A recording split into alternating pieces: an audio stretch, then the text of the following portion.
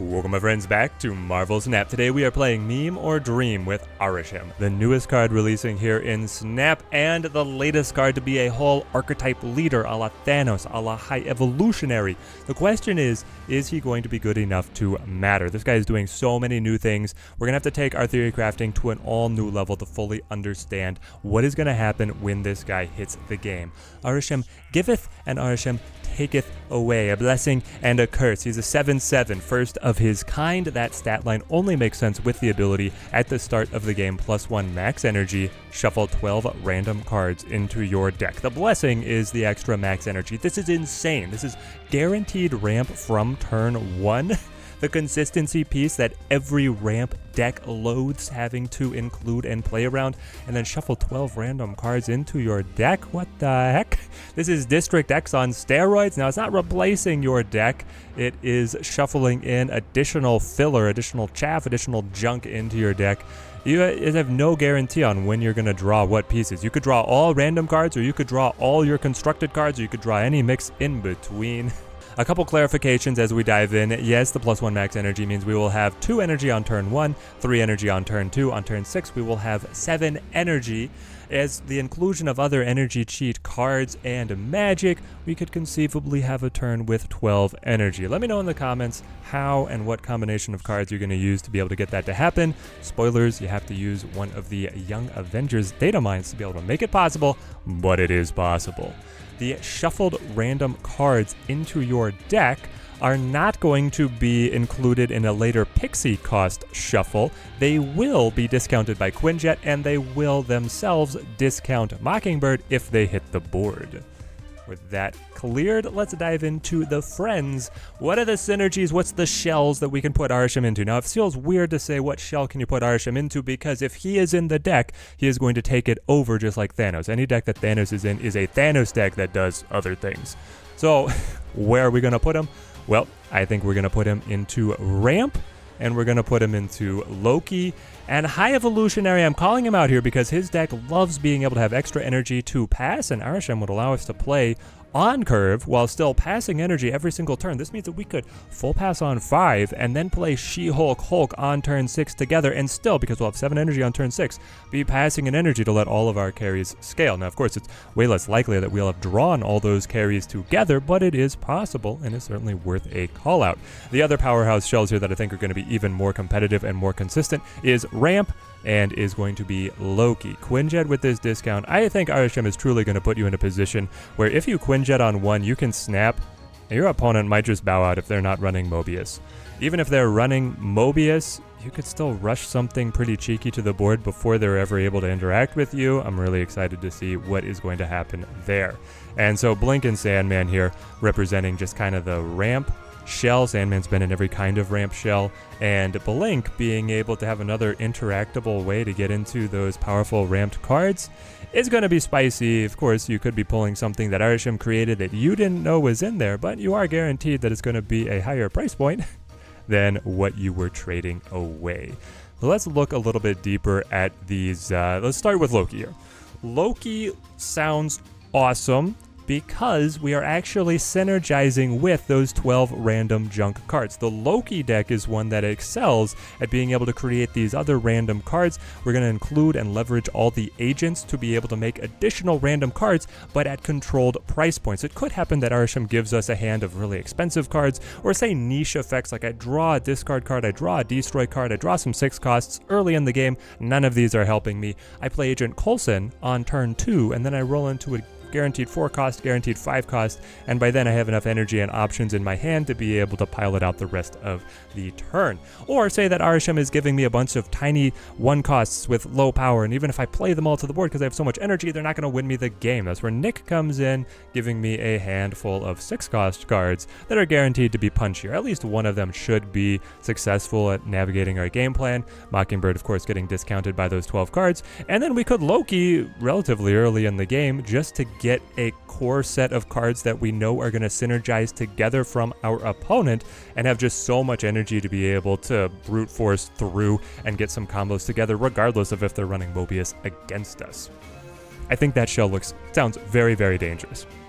The other side that we can go into is the ramp synergies. And this is where I think you have an interesting decision on if you're going ramp, you can forego including any kind of energy cheat effects, and just because of the Arishem +1 max energy, include all of your high cost power cards, and then hope that having so many of them is going to be the consistency factor to be able to play them out regardless of the Arishem filler cards that get shuffled in. The flip side is that you could double down and still include those energy cheat cards and do some insane things. Electro with the Arishem scaling. Now remember, we can get rid of the Electro restriction with either Cersei or Blink. I think you're going to have to if you're running Electro specifically, but that could lead to some just insanely powerful turns of massive amounts of energy in the late game. Wave is even better here because we can wave on 2, and on turn 3, that's right, we have 4 energy, our opponent has 3. So we get the full benefit of wave and they get nothing. Magic, of course, extending the game could allow us to finally fish and piece together combos. I've put her on a trap on a number of these cards as a synergy. I think that she actually is going to be a benefit to the Arishem game plan, and calling out Havoc here when you've got just more energy than you know what to do with. Sunspot should be here as well, and Havoc close behind as extra ways to channel this excessive energy while still getting powerful cards to the board. Actually, looking at the trap cards here, we got the meme team assembled. I know people are going to want to play the deck of all big bads. It's not going to be good. Thanos is going to thin things down so you never see a single combo. Kang is a joke, and Galactus is the most viable of the cards that are depicted here. And Guaranteed Ramp is definitely going to help him. I do not think that his deck is good enough, and I do not think that it is going to be effective in the I'm going to call it a watered down version within Arishem, because you have so much extra random junk floating around that it's going to be hard pressed to put your combos together. What cards are going to counter Arishem? And this is where things can look a little bit bleak for this guy, because Hawk, Rock Slide, and then around the corner when we get Cassandra Nova in the following season, who is going to be draining power, stealing power from every card in our deck and making herself stronger. Hitting a 20-something card deck is really going to hurt. I guess it's probably going to be 20 or 21 cards by the time they play cast. So yeah, insane for her, terrible for us, and the Hawk is going to feast. It means that it's going to be incredibly challenging for an Arishem deck to be able to stand against that as a counter. You're going to have to run a lot of tech cards and still pray that you find them. So Hawk, Rock Slide, brutal for us. Black Widow denying draw, keeping us from our combos. Mobius is here as a call out if you're looking to compound energy cheat with the Quinjet, which I think almost every Arishem deck is going to have to do. And then Shang with the control effect against some of the big bodies that I'm assuming Arishem is going to lean toward. Storm is a call out for any kind of deck playstyle that is going to look to lock locations down early with quick tempo. While I see most Arishem decks as starting slow and then building up at the late game when they start getting much larger amounts of energy and finally drawing into combos. I think the early game is actually going to start pretty slow, even though you have that jump up on the energy curve. So, where do we land? Meme or dream on Arishem? We're going dream. I hope you guys are getting excited as I was talking about all the synergies. Extra things kept popping into mind of like, oh, you could do this or you could do that. And of course, just the novel nature of this card, I think, is going to push people toward wanting to get him regardless of his viability. But I'm calling it now. He's going to be viable. This ramp on turn 1 is amazing. And the variety of the shell of having Loki on one side, ramp on another, and you can flex so much in between there on what's going to be powerful with Arishem that I think he's going to be very, very solid. This is going to be one that I think can vary wildly in terms of his power level once we actually get it in hand and feel what those random draws are going to do to us. Having played a lot of Loki myself, I would love having the extra energy, and whenever I'm playing Loki, I am fine with District X appearing. So I think Arishem in that is almost guaranteed to succeed, and every time I play ramp, I always want to have that ramping effect guaranteed. So I'm calling it, and I'm sticking to it. He's going to succeed.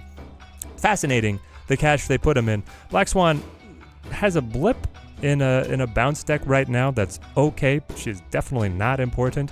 And Hercules, new hat off the latest OTA of a 3/4 with future prospects high in terms of the spider season and the move viability, is looking great, but is still terrible to open into cash because he's Series 4. You want to spend tokens on him, not cash keys. So I'm putting the cash overall pretty low, but Arishem quite high. Let's roll over to the decks I think that we can rock with Arishem. First up, it's the ramp side. We've got Arishem, Alliath, Odin, Doom, Leader, Cersei, Sandman, Blink, Wave, Jeff, Quinjet, Sunspot. I am wondering if I can get away with putting Electro here. I think that doubling down on the energy cheats is actually going to be an incredibly fun way to pilot this deck. But as it stands, it's looking pretty potent indeed.